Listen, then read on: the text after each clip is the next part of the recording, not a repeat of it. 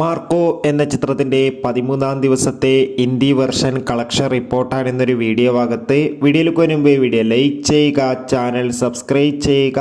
December മാസം ഇനിയും ധാരാളം ചിത്രങ്ങൾ അങ്ങോട്ട് OTT റിലീസ് ചെയ്യും. ചാനൽ ഭാഗം പരിശോധിച്ചാൽ നിങ്ങൾക്ക് ആ വീഡിയോയ്ക്ക് കാണാൻ വേണ്ടി സാധിക്കുന്നതായിരിക്കും. ഉണ്ണി മുകുന്ദൻ, കബീർ സിംഗ്, ജഗദീഷ്, സിദ്ദീഖ് എന്നൊക്കെ പ്രധാന കഥാപാത്രങ്ങളായ ചിത്രമായിരുന്നു മാർക്കോ. എല്ലാ സിനിമാ പ്രേമികളും ഒരേപോലെയാണ് മാർക്കോ എന്ന ചിത്രത്തിൻ്റെ ഓരോ ദിവസത്തെയും ഓരോ കളക്ഷൻ റിപ്പോർട്ടും അറിയാൻ വേണ്ടി കാത്തിരിക്കുന്നത്.